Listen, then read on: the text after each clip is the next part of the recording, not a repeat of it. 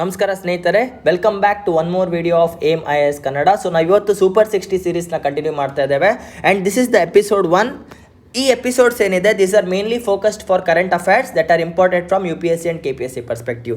ನೋಡಿ, ನಿಮಗೆ ಈ ಕ್ವಶನ್ಸ್ ಸಾಫ್ಟ್ ಕಾಪಿ ಬೇಕಿದ್ರು ಅಥವಾ ನೀವು ಈ ಕ್ವಿಸ್ನ ಅಟೆಂಪ್ಟ್ ಮಾಡಬೇಕಂತ ಇದ್ರು you can join our Telegram group Aim IAS Kannada ಅಂತ ಟೆಲಿಗ್ರಾಮ್ ಗ್ರೂಪ್ ಇದೆ. ಅಲ್ಲಿ ಜಾಯ್ನ್ ಆಗಿ you will get this PDF, you will get the notes, you will get the regular updates. Okay, so ಬನ್ನಿ ಶುರು ಮಾಡೋಣ. ಸೊ ನಾವು ಇವತ್ತಿನ ಎಪಿಸೋಡಲ್ಲಿ 15 ಕ್ವಶನ್ಸ್ನ ಕವರ್ ಮಾಡ್ತಾ ಇದ್ದೇವೆ, ದಿ ಇಂಪಾರ್ಟೆಂಟ್ 15 ಕ್ವಶನ್ಸ್. ಯಾಕಂದರೆ ಲೆಂತ್ ಜಾಸ್ತಿ ಆಗ್ತಾ ಇತ್ತು, ಅದಕ್ಕೆ ಕಟ್ ಡೌನ್ ಮಾಡಬೇಕಾಯಿತು. ಮಿಕ್ಕಿದ ಕ್ವಶನ್ಸ್ನ ನಾವು ನೆಕ್ಸ್ಟ್ ವಿಡಿಯೋಲಿ ಆ್ಯಡ್ ಮಾಡ್ತಾ ಹೋಗ್ತೇವೆ. ಸೊ ಬನ್ನಿ ಶುರು ಮಾಡೋಣ. ನೋಡಿ, the first question that I am talking about is who is the current defense minister of India. ಈಗ ಡಿಫೆನ್ಸ್ ವಿಷಯ ಯಾಕೆ ಬರ್ತಿದೆ ಅಂದರೆ ರೀಸೆಂಟಾಗಿ ನಮ್ಮದು ಚೈನಾ ಮತ್ತು ಇಂಡಿಯಾದು ಕ್ಲಾಶ್ ಆಯಿತು. ಚೈನಾ ಆ್ಯಂಡ್ ಇಂಡಿಯಾ ಕ್ಲಾಶ್ ಆಗಿತ್ತಲ್ವಾ. ಸೊ ಇದರಿಂದ ಡಿಫೆನ್ಸ್ ಸೆಕ್ಟರಲ್ಲಿ ಇವಾಗ ಕ್ವಶನ್ಸ್ ರೈಸ್ ಆಗುತ್ತೆ. ಅದಕ್ಕೆ ನಿಮಗೆ ಫಸ್ಟ್ ಗೊತ್ತಿರಬೇಕಾಗಿರುವಂಥ ವಿಷಯ who is the defence minister of India ಅಂತ. ನೋಡಿ, option A Rajnath Singh, option B doctor Subrahmanyam J, option C Kiran ಅವರು ಆ್ಯಂಡ್ ಆಪ್ಷನ್ 4 ಅನುರಾಗ್ ಅವರು. The correct answer is Rajnath Singh ಅವರು. Rajnath Singh is the defence minister of India. ಇದಾದಮೇಲೆ ಸೆಕೆಂಡ್ ಹೆಸರಿದೆ ಡಾಕ್ಟರ್ ಸುಬ್ರಹ್ಮಣ್ಯಂ ಜೆ ಅಂತ. ಇವ್ರ ಫುಲ್ ಫಾರ್ಮ್ ಎಷ್ಟು ಜನ ಗೊತ್ತಿದೆ? ನೋಡಿ, ತುಂಬ ಜನ ಗೊತ್ತಿಲ್ಲ.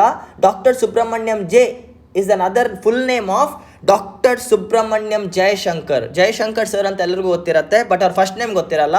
ಜಯಶಂಕರ್ ಸರ್ದು ಪೂರ್ತಿ ಹೆಸರು ಡಾಕ್ಟರ್ ಸುಬ್ರಹ್ಮಣ್ಯಂ ಜಯಶಂಕರ್ ಅಂತ. UPSC ಕ್ವಶನಿಗೆ ಫಾರ್ಮ್ ಮಾಡ್ಬೋದು. ಆ್ಯಂಡ್ ಈ is our external affairs minister. ಇದಾದಮೇಲೆ ಕಿರಣ್ ಸರ್ ಅವರು ಬಂದುಬಿಟ್ಟು ನಮ್ಮ ಲಾ ಆ್ಯಂಡ್ ಜಸ್ಟಿಸ್ದು ಮಿನಿಸ್ಟರ್. ಇವ್ರ ಹೆಸರು ಯಾಕೆ ಆ್ಯಡ್ ಮಾಡಿದ್ದೀನಿ ಅಂದರೆ ರೀಸೆಂಟಾಗಿ NJSC ಆ್ಯಕ್ಟ್ ಅಮೆಂಡ್ಮೆಂಟ್ ಬಿಲ್ನ ನಮ್ಮ ಸುಪ್ರೀಂ ಕೋರ್ಟ್ ಸ್ಕ್ವಾಶ್ ಮಾಡ್ತು. That is judges appointment bill. So ನಿಮಗೆ ಗೊತ್ತಿರಬೇಕು, ಕಿರಣ್ ಸರ್ ಬಂದುಬಿಟ್ಟು ನಮ್ಮ ಲಾ ಆ್ಯಂಡ್ ಜಸ್ಟಿಸ್ ಮಿನಿಸ್ಟರ್. ಇದಾದಮೇಲೆ ಅನುರಾಗ್ ಸಿಂಗ್ ಸರ್ ಇದ್ದಾರಲ್ವಾ, he is our information and broadcasting minister. ಅರ್ಥ ಆಗ್ತಿದೆಯಾ? ಸೊ ದ 4 ಮಿನಿಸ್ಟರ್ಸ್ ಆರ್, ಒಂದು ರಾಜನಾಥ್ ಸಿಂಗ್ ಅವರು defence minister, doctor Subrahmanyam Jaishankar ಅವರು ನಮ್ಮ external affairs minister, Kiran Rijiju ಅವರು ನಮ್ಮ law and justice minister, versus Anurag Singh ಅವರು ನಮ್ಮ ಇನ್ಫಾರ್ಮೇಷನ್ ಆ್ಯಂಡ್ ಬ್ರಾಡ್ಕಾಸ್ಟಿಂಗ್ ಮಿನಿಸ್ಟರ್. ಈ 4 ಮಿನಿಸ್ಟರ್ಸ್ನ ನೆನ್ಪಿಟ್ಕೊಳ್ಳಿ. ಇದಾದಮೇಲೆ ನಮ್ಮ ಪ್ರೈಮ್ ಮಿನಿಸ್ಟರ್ ಯಾರಂತ ನಿಮ್ಗೆ ಎಲ್ಲರಿಗೂ ಗೊತ್ತಿರುತ್ತೆ, ನರೇಂದ್ರ ಮೋದಿ ಸರ್ ಅವರು. Nothing to talk about it. Okay, let's go to the next important question. ಈ NJSC ಬಗ್ಗೆ ಆಮೇಲೆ ಮಾತಾಡೋಣ. Will talk about it once we come to ಪಾಲಿಟಿಗೆ ಬಂದಾಗ ಜಡ್ಜಸ್ ಅಪಾಯಿಂಟ್ಮೆಂಟಲ್ಲಿ ಇದ್ರ ಬಗ್ಗೆ ಇನ್ ಡೆಪ್ತ್ ಆಗಿ ಮಾತಾಡ್ತೇನೆ. Next one, which is the largest tiger reserve in India. ಅಂದರೆ ಸೈಜಲ್ಲಿ ಬಂದುಬಿಟ್ರೆ ಏರಿಯಾ ವೈಸಲ್ಲಿ ಯಾವುದು ಅತಿ ದೊಡ್ಡ national park, tiger reserve national park ಇಂಡಿಯಾದು ಅಂತ ಕೇಳಿದ್ರೆ ನೆನ್ಪಿಟ್ಕೊಳ್ಳಿ 4 ಇದೆ options. Bhadra tiger reserve, Nagarjuna Sagar Srisailam tiger reserve, Kaziranga tiger reserve and Sahyadri tiger reserve ಅಂತ 4 ಆಪ್ಷನ್ ಕೊಟ್ಟಿದ್ದಾರೆ. ನೆನ್ಪಿಟ್ಕೊಳ್ಳಿ, ಇಂಡಿಯಾದು ಲಾರ್ಜೆಸ್ಟ್ ಟೈಗರ್ ರಿಸರ್ವ್ ಏನಿದೆ ಅದರ ಸೈಜ್ ಬಂದುಬಿಟ್ಟು 3296.31 ಸ್ಕ್ವೇರ್ ಮೀಟರ್ಸ್. ನೆನ್ಪಿಟ್ಕೊಳ್ಳಿ, ಈ ಏರಿಯಾದಲ್ಲಿರುವಂಥ ಇಷ್ಟು ಏರಿಯಾ ಆಕ್ಯುಪೈ ಮಾಡುವಂಥ ಅತಿ ದೊಡ್ಡ ಟೈಗರ್ ರಿಸರ್ವ್ ಏನಿದೆ ಅದು ನಮ್ಮ ನಾಗಾರ್ಜುನ ಸಾಗರ್ ಶ್ರೀಶೈಲಮಲ್ಲಿರುವಂಥ ಟೈಗರ್ ರಿಸರ್ವ್. ನೆನ್ಪಿಟ್ಕೊಳ್ಳಿ, ದ ಲಾರ್ಜೆಸ್ಟ್ ಟೈಗರ್ ರಿಸರ್ವ್ ಅಂತ ಕೇಳಿದ್ರೆ ನಾಗಾರ್ಜುನ ಸಾಗರ್ ಶ್ರೀಶೈಲಮಲ್ಲಿದೆ. ಇವಾಗ ಜಸ್ಟ್ ಒಂದು ಸ್ಮಾಲ್ ಟಾಪಿಕ್ ಡಿಸ್ಕಸ್ ಮಾಡೋಣ. ಕರ್ನಾಟಕ ಬಗ್ಗೆ ಹೇಳ್ತಾನೆ. ಕರ್ನಾಟಕದಲ್ಲಿ 5 ಇದೆ. ಅದನ್ನು ನೆನ್ಪಿಟ್ಕೊಳ್ಳೋಕ್ಕೆ ಬೆಸ್ಟ್ ವೇ NKB3 ಅಂತ ನೆನ್ಪಿಟ್ಕೊಳ್ಳಿ. This is the shortcut to remember the 5 tiger reserves of Karnataka. ನೋಡಿ, N for Nagarahole tiger reserve ಇದೆ, K for Kali tiger reserve ಇದೆ, B3 ಅಂದರೆ 3 ಬರುತ್ತೆ, Bandipur tiger reserve, Bhadra tiger reserve ಹಾಗೂ BRT ಟೈಗರ್ ರಿಸರ್ವ್. ಸೊ ನೆನ್ಪಿಟ್ಕೊಳ್ಳಿ, 5 ಟೈಗರ್ ರಿಸರ್ವ್ಸ್ ಇದೆ ನಮ್ಮ ಕರ್ನಾಟಕದಲ್ಲಿ. 5 ಹುಲಿ ಸಂರಕ್ಷಣಾ ಕೇಂದ್ರಗಳು, ಒಂದು ನಾಗರಹೊಳೆ, ಇನ್ನೊಂದು ಕಾಲಿ ಟೈಗರ್ ರಿಸರ್ವ್, ಭದ್ರಾ, ಬಂಡೀಪುರ್ ಹಾಗೂ BRT ಟೈಗರ್ ರಿಸರ್ವ್. ಆಯಿತಾ? ಸಿನ್ಸ್ ಟೈಗರ್ ರಿಸರ್ವ್ ಟಾಪಿಕ್ ಬಂದಿದೆ ಅದಕ್ಕೆ ಹೇಳ್ತಾ ಇದ್ದಾನೆ. ಇವಾಗ next, which is the India's first solar mission by ISRO. ನೋಡಿ, ಇಸ್ರೋ ಅವರು ರೀಸೆಂಟಾಗಿ ಒಂದು ಸ್ಕೀಮ್ನ ಪ್ರೊಡ್ಯೂಸ್ ಮಾಡಿದ್ದಾರೆ, ಒಂದು ಪ್ರಾಜೆಕ್ಟ್ನ ಪ್ರೊಡ್ಯೂಸ್ ಮಾಡಿದ್ದಾರೆ. ಈ ಸ್ಯಾಟಲೈಟ್ ಏನಿದೆ ಇದು ಸೂರ್ಯನ ಬಗ್ಗೆ ಸ್ಟಡಿ ಮಾಡುತ್ತೆ. And this is the first Indian project to study the solar moments. ಅಂದರೆ ಸೂರ್ಯನ ಬಗ್ಗೆ ಸ್ಟಡಿ ಮಾಡುವಂಥ ಫಸ್ಟ್ ಪ್ರಾಜೆಕ್ಟ್ ಇದು. ಇದಕ್ಕೆ 4 ಆಪ್ಷನ್, ನಿಸಾರ್ ಇದೆ, ಆದಿತ್ಯ L1 ಇದೆ, ಆಸ್ಟ್ರೋಸ್ಯಾಟ್ ಇದೆ ಹಾಗೂ ಶುಕ್ರಾರ್ಯನ್ ಇದೆ. ಸೊ ನೆನ್ಪಿಟ್ಕೊಳ್ಳಿ, the ISRO project that will aim for the study of the sun ಏನಿದೆ ಸೂರ್ಯನ ಬಗ್ಗೆ, ಇದು ಆದಿತ್ಯ L1 ಅಂತ. This is Aditya L1. ಇನ್ನು ಲಾಂಚ್ ಆಗಿಲ್ಲ, ಲಾಂಚ್ ಆಗಬೇಕು. But this is India's first and foremost ಸೂರ್ಯನ ಮೇಲೆ ರಿಸರ್ಚ್ ಮಾಡುವಂಥ ಒಂದು ಪ್ರಾಜೆಕ್ಟ್. ಯಾವುದದು? ಆದಿತ್ಯ L1. ಸೈನ್ಸ್ ಆ್ಯಂಡ್ ಟೆಕ್ನಾಲಜಿಯಲ್ಲಿ ಇದು ಇಂಪಾರ್ಟೆಂಟ್ ಕ್ವಶನ್. ಇದು ಬಂದುಬಿಟ್ಟು ಇದು ಎನ್ವಿರಾನ್ಮೆಂಟ್ ಟಾಪಿಕಲ್ಲಿ ಹಾಗೂ ಜಿಯೋಗ್ರಫಿಯಲ್ಲಿ ಇಂಪಾರ್ಟೆಂಟ್ ಕ್ವಶನ್. ಇದು ಬಂದುಬಿಟ್ಟು ನಿಮಗೆ ಗೊತ್ತಿರುತ್ತೆ ಕರೆಂಟ್ ಅಫೇರ್ಸಲ್ಲಿ ವೆರಿ ವೆರಿ ಇಂಪಾರ್ಟೆಂಟ್ ಕ್ವಶನ್. ಆಯಿತಾ? ಕರೆಂಟ್ ಅಫೇರ್ಸ್ ಅಂದ್ರೂ ಕೂಡ ಇನ್ ಪರ್ಟಿಕ್ಯುಲರ್ ಮಿನಿಸ್ಟ್ರಿ ಎಲ್ಲ ಬರೋದು ನಮ್ಮ ಪಾಲಿಟಿಯಲ್ಲಿ. ಸೊ ಇದು ಪಾಲಿಟಿ ರಿಲೇಟೆಡ್ ಕ್ವಶನ್. ಇದು ಬಂದ್ಬಿಟ್ಟು ನಮ್ಮ environment and geography related question. And the third important question ಏನಿದೆ, ಇದು ಸೈನ್ಸ್ ಆ್ಯಂಡ್ ಟೆಕ್ನಾಲಜಿ. ನೆನ್ಪಿಟ್ಕೊಳ್ಳಿ, ಇಸ್ರೋ ಅವ್ರು ಲಾಂಚ್ ಮಾಡ್ತಿರುವಂಥ ಆದಿತ್ಯ L1 ಅನ್ನೋ ಪ್ರಾಜೆಕ್ಟ್ ಸೂರ್ಯನ ಬಗ್ಗೆ ಸ್ಟಡಿ ಮಾಡುತ್ತೆ. And this is India's first project which will research about the ಸನ್.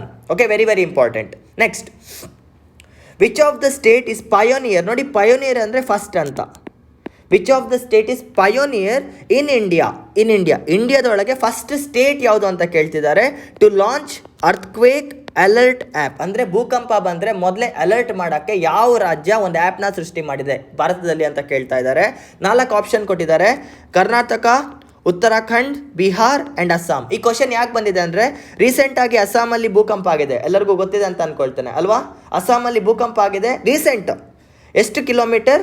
ಅಸ್ಸಾಮಲ್ಲಿರುವಂಥ ಲಖೀಪುರ್ ಅನ್ನೋ ಒಂದು ಊರಿದೆ, ಲಖೀಪುರ್. ಇಲ್ಲಿಂದ ಜಸ್ಟ್ 3 ಕಿಲೋಮೀಟರ್ ದೂರದಲ್ಲಿ 5.6 ಮ್ಯಾಗ್ನಿಟ್ಯೂಡಲ್ಲಿ ಅಥವಾ 5.1 ಮ್ಯಾಗ್ನಿಟ್ಯೂಡಲ್ಲಿ ಅರ್ಥ್ಕ್ವೇಕ್ ಡಿಟೆಕ್ಟ್ ಆಗಿದೆ. ಎಕ್ಸಾಕ್ಟ್ ಮ್ಯಾಗ್ನಿಟ್ಯೂಡ್ ನಂಗೆ ಗೊತ್ತಾಗ್ತಿಲ್ಲ, ಬಟ್ 5+. ಇದು ಸಿಕ್ಕಾಪಟ್ಟೆ ಡಿಸಾಸ್ಟ್ರಸ್ ಮ್ಯಾಗ್ನಿಟ್ಯೂಡಲ್ಲಿ ಆಗಿರುವಂಥ ಒಂದು ಭೂಕಂಪ. Magnitude is the measure of earthquake. ಆಯಿತಾ, ಜಿಯೋಗ್ರಫಿಯಲ್ಲಿ ಅರ್ಥ್ಕ್ವೇಕ್ಸ್ ಮತ್ತು ವಾಲ್ಕೆನೋಸ್ ಬಂದಾಗ ಇದ್ರ ಬಗ್ಗೆ ಇನ್ನೂ ಡೆಪ್ತಾಗಿ ಅನಾಲಿಸಿಸ್ ಕೊಡ್ತೇನೆ. ಫಾರ್ ನೌ ಅಂಡರ್ಸ್ಟ್ಯಾಂಡ್, 5+, 5ಕ್ಕಿಂತ ಜಾಸ್ತಿ ಮ್ಯಾಗ್ನಿಟ್ಯೂಡಲ್ಲಿ ಭೂಕಂಪನ ಐಡೆಂಟಿಫೈ ಮಾಡಿದ್ದಾರೆ. ಇದೆಲ್ಲಾಗಿತ್ತು ಅಸ್ಸಾಮಲ್ಲಿ. ಅದಕ್ಕೆ ಈ ಕ್ವಶನ್ ರೈಸ್ ಆಗಿದೆ. Which state was the pioneer in India to launch earthquake alert app. ಅಂದರೆ ಭೂಕಂಪ ಬಂದರೆ ಫಸ್ಟ್ ಅಲರ್ಟ್ ಮಾಡುವಂಥ ಆ್ಯಪ್ನ ಯಾವ ಸ್ಟೇಟ್ ಇಂಪ್ಲಿಮೆಂಟ್ ಮಾಡಿದೆ ಅಂತ. ಇದಕ್ಕೆ ಉತ್ತರ ಬಂದುಬಿಟ್ಟು ಉತ್ತರಾಖಂಡ್. ನೆನ್ಪಿಟ್ಕೊಳ್ಳಿ, Uttarakhand is the state where earthquake alert app is implemented. ರೀಸೆಂಟಾಗಿ ಭಾರತದಲ್ಲಿ ಎಲ್ಲಿ ಭೂಕಂಪ ಆಗಿತ್ತು ಅಂದರೆ, now it has happened in Assam, 3 kilometre from Lakhipur of Assam. ಇದೆರಡು ನೆನ್ಪಿಟ್ಕೊಳ್ಳಿ. Okay, next, India inaugurated the world's highest motorable road. ಅಂದರೆ ಮೋಟರೇಬಲ್ ಅಂದರೆ ಏನಂತ ಗೊತ್ತಾ? ಒಂದು ರಸ್ತೆಯಲ್ಲಿ ಬೈಕ್ ಕಾರೆಲ್ಲ ಓಡಾಡ್ತಲ್ಲ, ಎಸ್ಪೆಷಲಿ ಬೈಕ್ಸ್ ಆ್ಯಂಡ್ ಕಾರ್ಸ್, ಅದನ್ನು ಮೋಟರೇಬಲ್ ಅಂತ ಹೇಳ್ತಾರೆ. ಯಾವ ರಸ್ತೆ? And now they're asking India inaugurated the world's highest ಅಂದರೆ ನೋಡಿ, ಇದು ಸಮುದ್ರ ಅಲ್ವಾ, ಇದನ್ನು ಸಮುದ್ರ ಅಂತ ಇಟ್ಕೊಳ್ಳಿ, ಇದನ್ನು ನೆಲ, ಗುಡ್ಡ, ಮೌಂಟೇನ್ಸ್ ಅಂತ ಇಟ್ಕೊಳ್ಳಿ. ಈ ಸಿ ಲೆವೆಲಿಂದ ಯಾವುದು ಹೈಯೆಸ್ಟ್? ಇದನ್ನು ಸಿ ಲೆವೆಲ್ ಅಂದರೆ ನೆಲ ಹಾಗೂ ಸಮುದ್ರದ ಮಧ್ಯೆ ಇರುವಂಥ ಹೈಟ್ ಡಿಫ್ರೆನ್ಸ್ ಏನಿದೆ, ಇದನ್ನು ಸಿ ಲೆವೆಲ್ ಅಂತ ಕರೀತೇವೆ. ಇವರೇನು ಹೇಳ್ತಿದ್ದಾರೆ, ಸಮುದ್ರದ ಲೆವೆಲಿಂದ ಯಾವುದು ಹೈಯೆಸ್ಟ್ ಪೀಕಲ್ಲಿರುವಂಥ ರಸ್ತೆ ಹೆಸರೇನಂತ ಕೇಳ್ತಿದ್ದಾರೆ. ನೋಡಿ, ಇಲ್ಲಿ ಕೇಳ್ತಿದ್ದಾರೆ, India inaugurated the world's highest motorable road. ಪ್ರಪಂಚದಲ್ಲೇ ಅತಿ ಎತ್ತರ ಬೈಕ್ ಓಡಿಸೋಕ್ಕಾಗುವಂಥ ರೋಡ್ ಇದೆ ಭಾರತದಲ್ಲಿ. ಅದನ್ನು ನಮ್ಮ ಭಾರತದಲ್ಲಿ ಇವಾಗಷ್ಟೇ ಇನಾಗ್ರೇಟ್ ಮಾಡಿದ್ದಾರೆ. ಅದು ಉಮಿಂಗ್ಲಾ ಪಾಸಲ್ಲಿದೆ ಅಂತ ಅವರೇ ಹೇಳಿದ್ದಾರೆ. So the world's highest motorable road is in Umlingla pass. ನೆನ್ಪಿಟ್ಕೊಳ್ಳಿ, ಉಮಿಂಗ್ಲಾ ಪಾಸ್. ಇವಾಗ what is the name of that road ಅಂತ ಕೇಳ್ತಾ ಇದ್ದಾರೆ. ಸೊ ನಿಮ್ಗೆ ಒಂದು ವಿಷಯ ಅಂತೂ ಕನ್ಫರ್ಮ್, ಈ ಕ್ವಶನ್ ಇನ್ನೊಂದು ಕ್ವಶನ್ಗೆ ಆನ್ಸರ್ ಮಾಡ್ತಿದೆ. ಯಾವುದು? ವರ್ಲ್ಡ್ಸ್ ಹೈಯೆಸ್ಟ್ ಪಾಸ್ ಏನಿದೆ ಅದು ಉಮಿಂಗ್ಲಾ ಪಾಸ್. ಆ ಉಮಿಂಗ್ಲಾ ಪಾಸಲ್ಲಿರುವಂಥ ರಸ್ತೆಯ ಹೆಸರೇನು? ವರ್ಲ್ಡ್ಸ್ ಟಾಲೆಸ್ಟ್ ಆರ್ ಹೈಯೆಸ್ಟ್ ರಸ್ತೆ ಹೆಸರು ಅಂತ ಕೇಳಿದ್ದಾರೆ. 4 ಆಪ್ಷನ್ ಕೊಟ್ಟಿದ್ದಾರೆ. ಚಿಸ್ಮುಲೆ ಡೆಮ್ಚೋಕ್ ರೋಡ್, ಒಂದು ಚಿಸ್ಮುಲೆ ಡೆಮ್ಚೋಕ್ ರೋಡ್, ಇನ್ನೊಂದು ಶ್ರೀನಗರ್ ರೋಡ್ ಅಂತ ಹೇಳ್ತಿದ್ದಾರೆ, ಇನ್ನೊಂದು ಸಂಗ್ರೂರ್ ರೋಡ್ ಅಂತ ಹೇಳ್ತಾ ಇದ್ದಾರೆ, ಇನ್ನೊಂದು ಜೊರಾಬಾತ್ ರೋಡ್ ಅಂತ ಹೇಳ್ತಾರೆ. ನೆನ್ಪಿಟ್ಕೊಳ್ಳಿ, ವರ್ಲ್ಡ್ಸ್ ಹೈಯೆಸ್ಟ್ ರೋಡ್ ಇರೋದು ಉಮಿಂಗ್ಲಾ ಪಾಸಲ್ಲಿ. Very very important. ಉಮಿಂಗ್ಲಾ ಪಾಸಲ್ಲಿ ಆ ರಸ್ತೆಯ ಹೆಸರು ಚಿಸ್ಮುಲೆ ಡೆಮ್ಚೋಕ್ ರೋಡ್ ಅಂತ. So this is the answer, Chisumle Demchok road. ಇದೆಲ್ಲ ನೋಡಿ ಕರೆಂಟ್ ಅಫೇರ್ಸಲ್ಲಿ ಬರುತ್ತೆ. ಸೊ ವೆರಿ ವೆರಿ ಕೇರ್ಫುಲ್ ಆಗಿರಬೇಕು. ಹೆಸರನ್ನ ಮರ್ತೋಗ್ಬೇಡಿ, ನೋಟ್ ಮಾಡ್ತಾ ಹೋಗಿ. ನಾನು ಹೇಳ್ತಿರೋ ಪ್ರತಿಯೊಂದು ಪಾಯಿಂಟ್ನು ನೋಟ್ ಮಾಡ್ತಾ ಹೋಗಿ. ಹೈಯೆಸ್ಟ್ ಪಾಸ್ ಯಾವುದು? ನಮ್ಮದೇ ಇಡೀ ವರ್ಲ್ಡಲ್ಲಿರುವಂಥ ಹೈಯೆಸ್ಟ್ ಪಾಸ್ ಯಾವುದು? ಉಮಿಂಗ್ಲಾ ಪಾಸ್. ಆ ರೋಡಲ್ಲಿರುವಂಥ ಹೈಯೆಸ್ಟ್ ರೋಡಿನ ಹೆಸರೇನು? Chisumle Demchok road. Okay, next question. Which of the following are not a part of G20 summit. G20 summit ಯಾಕೆ ಆಗ್ತಿದೆ? ಈಗ G20 ಸಮಿಟ್ ಸ್ಟಾರ್ಟ್ ಆಗಿದೆ. ನಿಮಗೆ ಗೊತ್ತಿದೆ, ಈ ವರ್ಷದ G20 ಸಮಿಟಲ್ಲಿ ಪ್ರೆಸಿಡೆಂಟ್ಶಿಪ್ ತಗೊಳ್ಳಿರೋದು ನಮ್ಮ Bharat. India is the president and Narendra Modi sir is representing India as the prime minister of India. So ಇವಾಗ ಕೇಳ್ತಿದ್ದಾರೆ, which of this is not a part of G20 ಅಂತ. ನೋಡಿ, G20ಯಲ್ಲಿ ಒಟ್ಟು 19 ಕರೆಂಟ್ ಎಕ್ಸಿಸ್ಟಿಂಗಲ್ಲಿ 19 ದೇಶಗಳಿವೆ. ಅದರಲ್ಲಿ India, France, Bangladesh and south Africa, ಈ 4ರಲ್ಲಿ ಯಾವುದು is not a member ಅಂತ ಕೇಳ್ತಿದೆ. ನೋಡಿ, India is definitely a member because ನಾವು ಪ್ರೆಸಿಡೆಂಟ್ಶಿಪ್ ತಗೊಂಡಿದ್ದೇವೆ. France is also a member, South Africa is also a member. So Bangladesh is not the member. So answer is Bangladesh. ಇದಕ್ಕೆ ನೀವು G20ಯಲ್ಲಿರುವಂಥ ಪ್ರತಿಯೊಂದು ದೇಶದ ಹೆಸರನ್ನ ಬಹ್ಯಾಟ್ ಹೊಡಿಬೇಕು. ಆ್ಯಂಡ್ ನೀವು ಡೆಫಿನೆಟ್ ಆಗಿ ಬಹ್ಯಾಟ್ ಹೊಡಿಬೇಕು ಬಿಕಾಸ್ ಈ ಸಲ UPSCಯಲ್ಲಿ ಇದ್ರ ಮೇಲೆ ಒಂದು ಕ್ವಶನ್ ಬಂದೇ ಬರ್ಬೋದು. Okay, make sure you people about the G20 summits. Next, when was demonetisation implemented in India? ಭಾರತದಲ್ಲಿ ಡಿಮಾನಿಟೈಸೇಷನ್ ಯಾವಾಗ ಸ್ಟಾರ್ಟ್ ಆಗಿತ್ತಂತ. ಡಿಮಾನಿಟೈಸೇಷನ್ ನೆನಪಿದೆಯಾ ನಿಮಗೆ? 500 ರೂಪಾಯಿ ಮತ್ತು 1000 ರೂಪಾಯಿ ಹಳೆ ನೋಟ್ಗಳನ್ನ ಬ್ಯಾನ್ ಮಾಡಿದ್ರು. ಮತ್ತು ಪ್ರತಿದಿನ ನೀವು 4000 ರೂಪಾಯಿಗೆ ಬೆಲೆ ಬಾಳುವಂಥ 500 ರೂಪಾಯಿ 1000 ರೂಪಾಯಿ ನೋಟ್ನ ನೀವು ಎಕ್ಸ್ಚೇಂಜ್ ಮಾಡ್ಕೋಬೋದು ಅಂತ ಮೋದಿ ಗೌರ್ಮೆಂಟಲ್ಲಿ ಹೇಳಿದರು. ಡಿಮಾನಿಟೈಸೇಷನ್ ಮಾಡಿದ ರೀಸನ್ ಏನು? ಬ್ಲ್ಯಾಕ್ ಮನಿನ ಸ್ಟಾಪ್ ಮಾಡೋಕ್ಕೆ. Black money and fake currency ಏನಿತ್ತು ಇದನ್ನು ಸ್ಟಾಪ್ ಮಾಡೋಕ್ಕೋಸ್ಕರ ಈ ಮೆಥಡ್ನ ನರೇಂದ್ರ ಮೋದಿ ಅವ್ರ ಗೌರ್ಮೆಂಟ್ ಇಂಪ್ಲಿಮೆಂಟ್ ಮಾಡಿತ್ತು. ಇದು ಯಾವ ವರ್ಷಕ್ಕೆ ಇಂಪ್ಲಿಮೆಂಟ್ ಆಗಿತ್ತು ಅಂತ ಕೇಳ್ತಾ ಇದ್ದಾರೆ. ನೆನ್ಪಿಟ್ಕೊಳ್ಳಿ, 4 option: 2014, 15, 16, 17. The correct answer is 2016. ಈ ಪ್ರಶ್ನೆ ನಾನು ಯಾಕೆ ಹಾಕಿದ್ದೇನೆ ಅಂದರೆ, ರೀಸೆಂಟಾಗಿ ಡಿಮಾನಿಟೈಸೇಷನ್ ಬಿಲ್ ಮೇಲೆ ಇದ್ರ ಮೇಲೆ ಒಂದು ಕೇಸ್ ನಡೀತಾ ಇತ್ತು ಸುಪ್ರೀಂ ಕೋರ್ಟಲ್ಲಿ, ವ್ಯಾಲಿಡಾ ಇನ್ವ್ಯಾಲಿಡಾ ಕಾನ್ಸ್ಟಿಟ್ಯೂಷನಲ್ ಅಲ್ವಾ ಅಂತ. With the majority of 4 judges supporting, it has been proved that demonetization was legal. So ಇದು ಲೀಗಲ್ ಆಗಿ ಪಾಸ್ ಆಗಿದೆ. ಸೊ 500 ರೂಪಾಯಿ 1000 ರೂಪಾಯಿ ನೋಟ್ನ ಪರ್ಮನೆಂಟ್ಲಿ ತೆಗೆದಾಕಿದ್ದಾರೆ. ಅವಾಗ ಆಗಿತ್ತು 2016ಅಲ್ಲಿ. ಜಡ್ಜ್ಮೆಂಟ್ ಬಂದಿದ್ದು 2023 ಅಂತ ಅನ್ಕೊಳ್ತೇನೆ, 23 or 22 ಬಂದಿದೆ ರೀಸೆಂಟಾಗಿ. ಸೊ ರಿಮೆಂಬರ್, ಡಿಮಾನಿಟೈಸೇಷನ್ ಬಗ್ಗೆ ನೀವು ಓದಬೇಕು. There is a chance that a question will be asked on demonetisation, ಆಯಿತಾ? ಸೊ ಇಂಡಿಯಾದಲ್ಲಿ ಮೋದಿ ಗೌರ್ಮೆಂಟ್ ಮಾಡಿದ್ದು ಯಾವಾಗ? 2014ರಲ್ಲಿ. Next question: Which virus is also known as called as winter vomiting bug? ನೋಡಿ, ನೆನ್ಪಿಟ್ಕೊಳ್ಳಿ, which virus is called as winter vomiting bug. First of all, virus ಅಂದರೆ ಏನಂತ ಹೇಳ್ತೇನೆ. ವೈರಸ್ ಅಂದರೆ ಒಂದು ದೇಹದಿಂದ ಇನ್ನೊಂದು ದೇಹಕ್ಕೆ ಹರಡುತ್ತೆ. This is a contagious virus. ಅಂದರೆ ಒಂದು ದೇಹದಿಂದ ಇನ್ನೊಂದು ದೇಹಕ್ಕೆ ಹರಡ್ತಾ ಹೋದರೆ ಇದನ್ನು ವೈರಸ್ ಅಂತ ಕರೀತಾರೆ.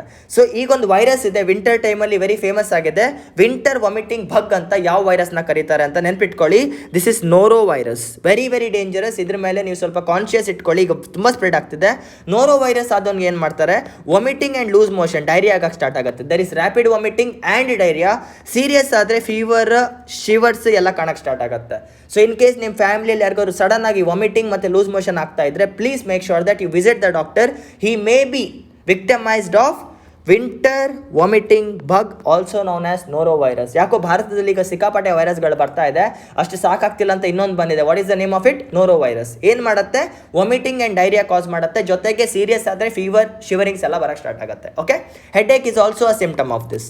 Next, what is celebrated on January 25th? ನೋಡಿ, January 26th ಏನು ಸೆಲೆಬ್ರೇಟ್ ಮಾಡ್ತಾರೆ ಅಂತ ಎಲ್ಲರಿಗೂ ಗೊತ್ತಿದೆ, ರಿಪಬ್ಲಿಕ್ ಡೇ. ಅದನ್ನೆಲ್ಲ ಯಾರು ಕೇಳ್ತಿಲ್ಲ. ಇಲ್ಲೇನು ಕೇಳ್ತಿದ್ದಾರೆ? January 25th ಏನು ಸೆಲೆಬ್ರೇಟ್ ಮಾಡ್ತಿದ್ದಾರೆ ಅಂತ. UPSC ಇಂಥ ಕ್ವಶನ್ ಕೇಳಿದ್ರೆ ಟೈಪಿಂಗ್ ಮಿಸ್ಟೇಕ್ ಅಂತ ಅನ್ಕೋಬೇಡಿ, ಥಿಂಕ್ ಸ್ಮಾರ್ಟ್. 4 ಆಪ್ಷನ್ ಕೊಟ್ಟಿದ್ದಾರೆ: republic day, national tourism day, national rescue dog day and army day. So ನೋಡಿ, ಇದಕ್ಕೆ ಉತ್ತರ ಬಂದ್ಬಿಟ್ಟು on 25th January V celebrate national tourism day. So remember, 25th January is celebrated as National Tourism Day, and January 25th is also celebrated as Voting Day. ಇದನ್ನು voting day ಅಂತ ಕೂಡ celebrate ಮಾಡ್ತೇವೆ and national tourism day ಅಂತ ಕೂಡ celebrate ಮಾಡ್ತೇವೆ. ಈ ಎರಡು ನೆನ್ಪಿಟ್ಕೊಳ್ಳಿ. 1 ಸೆಕೆಂಡ್, ಸ್ವಲ್ಪ ನೀರು ಕುಡಿತಾ ಇದ್ದಾನೆ.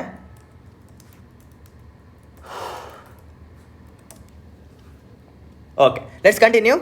ನೆನ್ಪಿಟ್ಕೊಳ್ಳಿ, 25th January is celebrated as voting day. It is also celebrated as national tourism day. ಇದಾದ್ಮೇಲೆ ನೆಕ್ಸ್ಟ್ ಬರುತ್ತೆ ಯೆಲ್ಲೋ ಬ್ಯಾಂಡ್ ಡಿಸೀಸ್ ಅಂತ. Yellow band disease effects what? ಈ ಯೆಲ್ಲೋ ಬ್ಯಾಂಡ್ ಡಿಸೀಸ್ ಅನ್ನೋ ಒಂದು ರೋಗ, ಯೆಲ್ಲೋ ಬ್ಯಾಂಡ್ ಅನ್ನೋ ಒಂದು ರೋಗ ಯಾವುದಕ್ಕೆ ಎಫೆಕ್ಟ್ ಮಾಡ್ತಿದೆ ಅಂತ 4 ಆಪ್ಷನ್ ಕೊಟ್ಟಿದ್ದಾರೆ: fishes, dogs, cats, corals. Yellow band ಅಂದರೆ ಏನು ನೋಡಿ, ಈ ಒಂದು ಡಿಸೀಸ್ ಕಾಸ್ ಆದರೆ ಆ ಎಫೆಕ್ಟ್ ಆಗುವಂಥ ಪ್ರಾಣಿ ಯೆಲ್ಲೋ ಕಲರ್ ಆಗಿ ಚೇಂಜ್ ಆಗ್ತಾ ಹೋಗುತ್ತೆ. Remember, this is causing corals. ಈ ಡಿಸೀಸ್ ಕಾಸ್ ಹಾಕೋದು ಕೋರಲ್ಸ್ಗೆ. ಕೋರಲ್ಸ್ ಅಂದರೆ ಗೊತ್ತಲ್ವಾ? ಸಮುದ್ರದಲ್ಲಿ ಒಳಗಿರುವಂಥ ಶೈನಿಂಗ್ ಸ್ಟೋನ್ಸ್ ಥರ ಕಾಣುತ್ತೆ. ಕೋರಲ್ ಬೆಲ್ಟ್ ಅಂತ ಕರೀತಾರೆ. ಕೋರಲ್ ಬೆಲ್ಟ್ ಫೇಮಸ್ ಇಸ್ ಆಸ್ಟ್ರೇಲಿಯಾದಲ್ಲಿ ಒಂದಿದೆ, ನಮ್ಮ ಭಾರತದಲ್ಲಿ ಕೂಡ ಇದೆ. ಕೋರಲ್ ರೀಫ್ ಅಂತ ಕರೀತೇವೆ. ಇದೇನು ಮಾಡುತ್ತೆ ಅಂದರೆ, ಯೆಲ್ಲೋ ಬ್ಯಾಂಡ್ ಡಿಸೀಸ್ ಬಂದಾಗ ಇದು ಫೋಟೋಸಿಂಥಸಿಸ್ ಜನರೇಟ್ ಮಾಡುವಂಥ ಆಲ್ಗೆ ಮೇಲೆ ಅಟ್ಯಾಕ್ ಮಾಡುತ್ತೆ.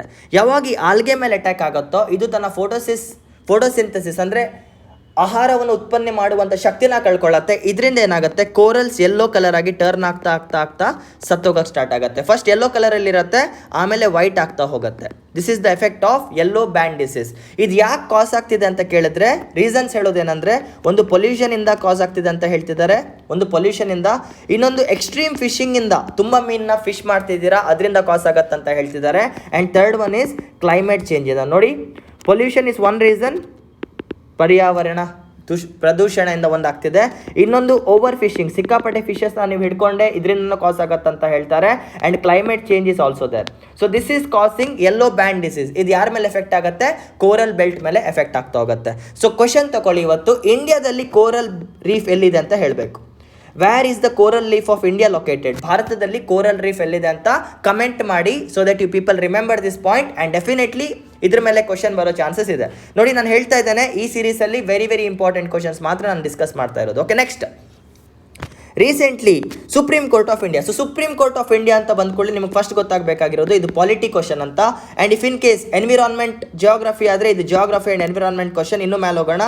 ಇದು January 25th. ಇದು ಏನು ಹೇಳೋಕ್ಕಾಗ್ತಲ್ಲ, ಜನರಲ್ ಕ್ವಶನ್ ಅಂತ ಅಂದ್ಕೊಳ್ಳಿ. And whenever this is science and tech question, because virus ಗೀರಸ್ ಏನೇ ಇದ್ರು biology science. Okay, coming back to the question. Recently supreme court of India stuck down ಅಂದ್ರೆ ಏನು? ಯಾವುದಾದ್ರೂ ಒಂದು ಬಿಲ್ ಪಾಸ್ ಆಗಿದ್ದರೆ ಅದನ್ನು ಕ್ಯಾನ್ಸಲ್ ಮಾಡೋದನ್ನು ಸ್ಟಕ್ ಡೌನ್ ಅಂತ ಕರೀತಾರೆ. Stuck down NJAC amendment bill. ಹೇಳಿದೆ ಅಲ್ವಾ, ಇವಾಗಷ್ಟೇ ಡಿಸ್ಕಸ್ ಮಾಡ್ತೇನೆ ಸ್ವಲ್ಪ ಹೊತ್ತಲ್ಲಿ ಅಂತ. ಫಸ್ಟ್ ಆಫ್ ಆಲ್ NJAC ಅಂದ್ರೇನು? National judicial appointments commission. ಅಂದರೆ ಸುಪ್ರೀಂ ಕೋರ್ಟ್ ಹಾಗೂ ಹೈಕೋರ್ಟಲ್ಲಿ ಜಡ್ಜಸ್ನ ಅಪಾಯಿಂಟ್ ಮಾಡೋಕ್ಕೆ ಮಾಡುವಂಥ ಒಂದು ಆ್ಯಕ್ಟ್. ಹೇಗೆ ಸುಪ್ರೀಂ ಕೋರ್ಟಲ್ಲಿ ಮತ್ತು ಹೈಕೋರ್ಟಲ್ಲಿ ಜಡ್ಜಸ್ನ ಅಪಾಯಿಂಟ್ ಮಾಡಬೇಕು, ಎಣಿಕೆ ಮಾಡಬೇಕು ಅನ್ನೋದಕ್ಕೆ ಒಂದು ಬಿಲ್ ಇತ್ತು. ಅದನ್ನು ರೀಸೆಂಟಾಗಿ ಅಮೆಂಡ್ ಮಾಡೋಕ್ಕೆ ಪಾರ್ಲಿಮೆಂಟ್ ಟ್ರೈ ಮಾಡಿತ್ತು. Parliament try to amend the bill. Parliament ಏನಿದೆ ಈ ಬಿಲ್ಲಲ್ಲಿ ಚೇಂಜಸ್ ತರೋಕ್ಕೆ ಟ್ರೈ ಮಾಡ್ತು. Using some of the powers supreme court had. ಯಾವುದೋ ಒಂದು ಡಾಕ್ಟ್ರಿನ್ನ ಯೂಸ್ ಮಾಡಿಕೊಂಡು ಸುಪ್ರೀಂ ಕೋರ್ಟ್ ಇದು ಅನ್ಕಂಡೀಷನಲ್ ಅಂತ, ಅನ್ಕಾನ್ಸ್ಟಿಟ್ಯೂಷನಲ್ ಅಂತ ಹೇಳಿ ತೆಗೆದಾಕತ್ತೆ. ಇದು invalid, this is violating the separation of powers concept ಅನ್ನೋ ಒಂದು ಪಾಯಿಂಟಲ್ಲಿ ಇದನ್ನು ತೆಗೆದಾಕ್ತಾರೆ. ಸೊ ಕೇಳ್ತಾ ಇದ್ದಾರೆ ನೋಡಿ ಇಲ್ಲಿ, which doctrine was used by the supreme court of India to stuck down NJAC? ಇದ್ರ ಮೇಲೆ ವೈಸ್ ಪ್ರೆಸಿಡೆಂಟ್ ಅವರು ಕೂಡ ಕಮೆಂಟ್ ಮಾಡಿದ್ರು. 4 ಆಪ್ಷನ್ಸ್ ಇದೆ: doctrine of basic structure, doctrine of pith and substance, doctrine of auxiliary powers, doctrine of severability ಅಂತ ನೆನ್ಪಿಟ್ಕೊಳ್ಳಿ. Using the basic structure doctrine, the supreme court of India stuck down NJAC bill. So doctrine of severability ಅಂದ್ರೇನು? This gives rise to the fundamental rights. ಇದು article 13 ಬರುತ್ತೆ. Article 13 ಬಗ್ಗೆ discuss ಮಾಡ್ತಾ ಇದ್ದಾನೆ. Fundamental rights ಟಾಪಿಕಲ್ಲಿ doctrine of severability ಬರುತ್ತೆ. But ಈ ಕೇಸಲ್ಲಿ ಬಂದಿದ್ದು ಮಾತ್ರ basic structure doctrine. So first time basic structure ಅನ್ನೋ word, first time doctrine of basic structure ಅಂತ ಸುಪ್ರೀಂ ಕೋರ್ಟ್ ಯಾವಾಗ ಹೇಳ್ತು ಅಂದರೆ it came in Kesavananda Bharati case. Kesavananda Bharati ಕೇಸ್ದು ವಿಡಿಯೋ ಯೂಟ್ಯೂಬ್ ಚಾನಲಲ್ಲಿದೆ, ಲ್ಯಾಂಡ್ ಮಾರ್ಕ್ ಜಡ್ಜ್ಮೆಂಟ್ಸಲ್ಲಿ ಅಪ್ಲೋಡ್ ಆಗಿದೆ. If you want more clarity ಅಲ್ಲಿ ಹೋಗಿ ಡಾಕ್ಟ್ರೈನ್ ಆಫ್ ಬೇಸಿಕ್ ಸ್ಟ್ರಕ್ಚರ್ ಬಗ್ಗೆ ಅರ್ಥ ಮಾಡ್ಕೊಳ್ಳಿ. ಬೇಸಿಕ್ ಸ್ಟ್ರಕ್ಚರ್ ಅಂದರೆ ಏನು? ನಮ್ಮ ಸಂವಿಧಾನಕ್ಕೆ ಒಂದು ಸ್ಕೆಲಿಟನ್ ಇದೆ. ಆ ಸ್ಕೆಲಿಟನ್ ಜೊತೆ ನೀವು ಭೇದ ಭಾವ, ಅಪ್ಸ್ ಆ್ಯಂಡ್ ಡೌನ್ಸ್ ಮಾಡೋಕ್ಕಾಗಲ್ಲ, ಬದಲಾವಣೆ ಮಾಡೋಕ್ಕಾಗಲ್ಲ ಅಂತ ಹೇಳ್ತಿದ್ದಾರೆ. They are saying that supreme court appointment, judges, high court appointment ಏನಿದೆ ಅದು ಒಂದು ಸ್ವತಂತ್ರವಾದ ಅಧಿಕಾರ, ಅಲ್ಲಿ ಪಾರ್ಲಿಮೆಂಟ್ದು ಇಂಟರ್ಫಿಯರೆನ್ಸ್ ಇರಬಾರ್ದು ಅಂತ supreme court using basic structure doctrine ಆ NJAC ಬಿಲ್ನ ಹೊಡೆದಾಕಿದೆ ಅಷ್ಟೇ. Who is the present chief justice of India? ಭಾರತದ ಕರೆಂಟ್ ಚೀಫ್ ಜಸ್ಟಿಸ್ ಯಾರು ಅಂತ ನೋಡಿ. ಚೀಫ್ ಜಸ್ಟಿಸ್ ಅಂದರೆ, ಚೀಫ್ ಜಸ್ಟಿಸ್ ಆಫ್ ಇಂಡಿಯಾ ಅಂದರೆ ಸುಪ್ರೀಂ ಕೋರ್ಟಲ್ಲಿರುವಂಥ ಹೈಯೆಸ್ಟ್ ಜಡ್ಜ್. ಸುಪ್ರೀಂ ಕೋರ್ಟಲ್ಲಿರುವಂಥ highest judge and chief justice of India is the boss of all the judges. ಹೈಕೋರ್ಟಲ್ಲಿ ಕೂಡ ಚೀಫ್ ಜಸ್ಟಿಸ್ ಆಫ್ ಹೈಕೋರ್ಟ್ ಇರ್ತಾರೆ, ಸುಪ್ರೀಂ ಕೋರ್ಟಲ್ಲಿ ಚೀಫ್ ಜಸ್ಟಿಸ್ ಆಫ್ ಇಂಡಿಯಾ ಇರ್ತಾರೆ. ಭಾರತಕ್ಕೆ ಒಬ್ಬರೇ ಇರ್ತಾರೆ ಚೀಫ್ ಜಸ್ಟಿಸ್ ಆಫ್ ಇಂಡಿಯಾ. ಹಾಗೂ ಪ್ರೆಸಿಡೆಂಟ್ ಆಫ್ ಇಂಡಿಯಾ ಓತ್ ಪ್ರಮಾಣ ಸ್ವೀಕರಣೆ ತಗೊಳ್ತಾರಲ್ವಾ, he takes it in front of CJI. Chief justice of India ಮುಂದೆನೇ ನಮ್ಮ ಪ್ರೆಸಿಡೆಂಟ್ ಆಫ್ ಇಂಡಿಯಾ ಪ್ರಮಾಣ ವಚನ ತಗೊಳ್ತಾರೆ. ಅಂದರೆ ಅರ್ಥ ಮಾಡ್ಕೊಳ್ಳಿ ಚೀಫ್ ಜಸ್ಟಿಸ್ ಅನ್ನೋ ಪೊಸಿಷನ್ ಎಷ್ಟು ದೊಡ್ಡದು ಅಂತ. ಭಾರತದ ನ್ಯಾಯಾಲಯದಲ್ಲಿ ಅತಿ ಉಚ್ಚವಾದ ಪೊಸಿಷನ್ ಅಂತ ಇದ್ದರೆ it is chief justice. So ಇವಾಗ 4 ಆಪ್ಷನ್. ಪ್ರೆಸೆಂಟ್ ಚೀಫ್ ಜಸ್ಟಿಸ್ ಯಾರು ಅಂತ ಧನಂಜಯ್ ವೈ ಚಂದ್ರಚೂಡ್ ಅವರು ಹೆಸರು ಕೊಟ್ಟಿದ್ದಾರೆ, ಸಂಜಯ್ ಕಿಶನ್ ಕುಮಾರ್ ಕೌಲ್ ಬಗ್ಗೆ ಹೆಸರು ಕೊಟ್ಟಿದ್ದಾರೆ, KM Joseph and Mukesh Kumar R Shah ಅಂತ ನೆನ್ಪಿಟ್ಕೊಳ್ಳಿ. The current chief justice of India is Dhananjay Y Chandrachud ಅವರು. One of the most powerful judges ಅಂತ ಹೇಳ್ಬೋದು, ವೆರಿ ಪಾಪ್ಯುಲರ್ ಚಂದ್ರಚೂಡ್ ಅವರು. ಆಯಿತಾ? Next, can I get your contact number? Sorry bro, ಕೊಡೋಕ್ಕಾಗಲ್ಲ, ಸಾರಿ, ಆಮೇಲೆ ಹೇಳ್ತಾನೆ. 1 second. Next, to pay respect to doctor BR Ambedkar sir. Doctor BR Ambedkar ಯಾರು? He was the drafting committee chairman. ನಾವೀಗ ಸಂವಿಧಾನ ಅಂತ ಏನು ಎಂಜಾಯ್ ಮಾಡ್ತಾ ಇದ್ದೇವೆ ಅದನ್ನು ರೂಪಿಸಿದ ಮಾತ್ರ ಡಾಕ್ಟರ್ BR ಅಂಬೇಡ್ಕರ್ ಹಾಗೂ ಅವ್ರ ಕಮಿಟಿ. ಸೊ ಕೇಳ್ತಾ ಇದ್ದಾರೆ, to pay respect to doctor BR Ambedkar, what day is celebrated as 6th December. ನೋಡಿ, 6th ಡಿಸೆಂಬರ್ ಬಂದು ನಮ್ಮ ಡಾಕ್ಟರ್ BR ಅಂಬೇಡ್ಕರ್ ಅವರು ನಿಧನಿಸಿದ ದಿನ, ಡೆತ್ ಆ್ಯನಿವರ್ಸರಿ ಅಂತ ಕರಿತೇವೆ. To pay respect to doctor BR Ambedkar on December 6th, this day is celebrated as Maha Parinirvana ದಿವಸ್. ಇದನ್ನು ಮಹಾಪರಿನಿವನ ದಿವಸ್ ಅಂತ celebrate ಮಾಡ್ತಾರೆ ನೋಡಿ. 6th December is the death anniversary of the father of the constitution of India, doctor BR Ambedkar. ಆಯಿತಾ, ನಾವೀಗೇನು constitution enjoy ಮಾಡ್ತಾ ಇದ್ದೇವೆ, that was given by the drafting committee chairman doctor BR Ambedkar ಅವರು. So ಅವ್ರು ನಿಧನಿಸಿದ್ದು 6th ಡಿಸೆಂಬರಲ್ಲಿ, ಅದನ್ನು ನಾವು ಪರಿನಿವನ ದಿವಸ್ ಅಂತ ಸೆಲೆಬ್ರೇಟ್ ಮಾಡ್ತೇವೆ. Next, as per UN survey ನೋಡಿ, surveys very very important, reports very very important.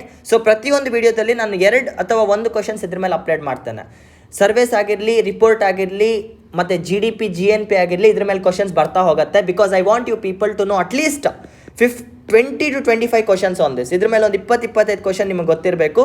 So 1 ನಿಮಿಷ ವೆಯ್ಟ್ ಮಾಡಿ ಫ್ರೆಂಡ್ಸ್, ಜಸ್ಟ್ ಅ ಸೆಕೆಂಡ್. ಯಾ, ಇದ್ರ ಮೇಲೆ ಒಂದು 20-25 ಕ್ವಶನ್ ಬರುತ್ತೆ. ಸೊ ನೆನ್ಪಿಟ್ಕೊಳ್ಳಿ, ಕ್ವಶನ್ ಕೇಳ್ತಾ ಇದ್ದಾರೆ. What is the question? As per the UN survey, which country has the highest unemployment rate? ಅಂದರೆ ಅನ್ಎಂಪ್ಲಾಯ್ಮೆಂಟ್ ಅಂದರೆ ಗೊತ್ತಾ, ಯಾವ ದೇಶದಲ್ಲಿ ಅತಿ ಕಮ್ಮಿ ಎಂಪ್ಲಾಯ್ಮೆಂಟ್ ರೇಟ್ ಇದೆ, ಐ ಮೀನ್ ತುಂಬ ಅನ್ಎಂಪ್ಲಾಯ್ಮೆಂಟ್ ಪ್ರಾಬ್ಲಮ್ ಇದೆ, ನಿರುದ್ಯೋಗ ಜಾಸ್ತಿ ಇದೆ ಅಂತ ಕೇಳ್ತಿದ್ದಾರೆ. 4 ಆಪ್ಷನ್ ಕೊಟ್ಟಿದ್ದಾರೆ: Africa, India, Arab and north America ಅಂತ. ಸೊ ನೆನ್ಪಿಟ್ಕೊಳ್ಳಿ, for this the highest unemployment rate ಏನಿದೆ ಅದು ಅರಬಲ್ಲಿದೆ. ಸಾರಿ, ಪೆನ್ದು ಚಾರ್ಜ್ ಖಾಲಿ ಆಗಿಬಿಟ್ಟಿದೆ, ಸೊ ಬರೆಯೋಕ್ಕಾಗ್ತಿಲ್ಲ. ಸೊ ಓಕೆ, ಸ್ಟಾರ್ಟ್ ಆಯಿತು. It is Arab countries. Okay, ಅರಬಲ್ಲಿ ಎಷ್ಟು 12% ಇದೆ. 12% unemployment rate is seen in Arab country. So which country has the highest unemployment rate ಅಂದರೆ ಭಾರತ ಅಂತೂ ಅಲ್ಲ, ಅರಬ್. ಆಯಿತಾ, next, who was invited as chief guest of 2023 republic day? ನೋಡಿ, ಮೊನ್ನೆ ಅಷ್ಟೇ ರಿಪಬ್ಲಿಕ್ ಡೇ ಆಗಿದೆ. ಈ ಕ್ವಶನ್ ನಾನು ಯಾಕೆ ಹಾಕಿದ್ದೇನೆ ಅಂದರೆ, for last 2 years we didn't had chief guest because of what? Covid ಔಟ್ಬ್ರೇಕಿಂದ ನಾವು ಚೀಫ್ ಗೆಸ್ಟ್ನ ಕರ್ತಿರ್ಲಿಲ್ಲ. ನೋಡಿ, ರಿಪಬ್ಲಿಕ್ ಡೇ ಆದಾಗ as our it's the greatest festival of India, it was the day when we became republic country. ನಾವು ಒಂದು ದೇಶದ president ಅಥವಾ ಪ್ರೈಮ್ ಮಿನಿಸ್ಟರ್ನ ಇನ್ವೈಟ್ ಮಾಡ್ತೇವೆ, ಎಸ್ಪೆಷಲಿ ಪ್ರೆಸಿಡೆಂಟ್ಸ್ನ ಇನ್ವೈಟ್ ಮಾಡ್ತೇವೆ. So this time who came ಅಂತ ಅಬ್ದಲ್ ಫತಾ ಎಲ್ ಸಿಸಿ ಅಂತ ಹೇಳ್ತಿದ್ದಾರೆ. GR ಬೊಲ್ಸರ್ನೋರೋ, ಸಾರಿ ಹೆಸರು ಪ್ರೊನೌನ್ಸ್ ಮಾಡೋಕ್ಕಾಗ್ತಿಲ್ಲ, ಜೋಕೋ ಅವರು, ನಜೀಬ್ ಅವರು, GR ಅವರು, ಅಬ್ದಲ್ ಅವರು ಅಂತ ಹೇಳ್ತಿದ್ದಾರೆ. ನೆನ್ಪಿಟ್ಕೊಳ್ಳಿ, 2023 ಈಜಿಪ್ಟ್ ಅವರ ಪ್ರೆಸಿಡೆಂಟ್ನ ಕರೆದಿದ್ರು. And the current Egypt president is Abdel Fattah el Sisi. So he was the chief guest of our republic day. ನೆನ್ಪಿಟ್ಕೊಳ್ಳಿ, 2023 ರಿಪಬ್ಲಿಕ್ ಡೇಯಲ್ಲಿ ಯಾವ ಗೆಸ್ಟ್ನ ಕರೆದಿದೆ ಅಂತ ಕೇಳಿದ್ರೆ ಮತ್ತೆ ನೀವು ಶಾಕ್ ಆಗಬಾರ್ದು. ಇಷ್ಟು ಉದ್ದ ಹೆಸರಿದೆ, Abdel Fattah el Sisi, and he is the president of Egypt. So these are the 15 important questions I wanted to discuss. So hope ನಿಮ್ಗೆ ಇಷ್ಟ ಆಗಿದೆ. ಸೊ ಎಪಿಸೋಡ್ 2 ಏನು ಮಾಡ್ತಾನೆ, 20 ಕ್ವಶನ್ಸ್ನ ಆ್ಯಡ್ ಮಾಡ್ತಾನೆ. Since it is the first class, ಒಂದೇ ದಿನ 20 question ಕೊಟ್ಟರೆ ನಿಮ್ಗೆ ಕಷ್ಟ ಆಗ್ಬೋದು. And from now on economics ಸರ್ವೆಯಲ್ಲಿ ಬರೋದಾಗೋದು, ಬಜೆಟ್ ಆಗಿರ್ಬೋದು, ಏನೇ ಆಗಿರ್ಬೋದು, ಅದನ್ನೆಲ್ಲ ಆ್ಯಡ್ ಮಾಡ್ತಾ ಹೋಗ್ತಾನೆ. ಬಜೆಟ್ ಸೆಷನ್ ಸ್ಟಾರ್ಟ್ ಆದ ಕೂಡಲೇ ಅದು ಕೂಡ ಬರುತ್ತೆ. So this is all about episode 1. Hope you liked it. ಇದ್ರದ್ದು PDF ಬೇಕಿದ್ರು, ಕ್ವಶನ್ಸ್ ಬೇಕಿದ್ರು ನಮ್ಮ ಟೆಲಿಗ್ರಾಮ್ ಗ್ರೂಪ್ನ ಜಾಯ್ನ್ ಆಗಿ. ಆ್ಯಂಡ್ ಪಾಲಿಟಿ, ಎಕನಾಮಿ, ಜಿಯೋಗ್ರಫಿ ಯಾವುದೇ ಜನರಲ್ ಸ್ಟಡೀಸ್ ವಿಡಿಯೋಸ್ ಬೇಕಿದ್ರೂ ಕೂಡ ನಮ್ಮ ಚಾನಲ್ನ ಸಬ್ಸ್ಕ್ರೈಬ್ ಮಾಡ್ಕೊಳ್ಳಿ. ಓಕೆ, ಜೈ.